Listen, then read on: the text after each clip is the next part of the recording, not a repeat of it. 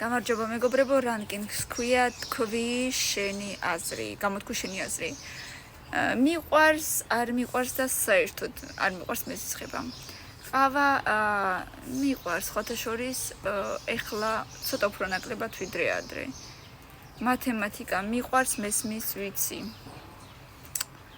Rain, წვიმაც ძალიან მიყვარს.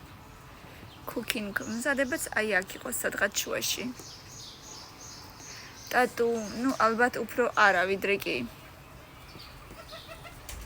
მზის ჩასვლა. ლამაზია რა თქმა უნდა.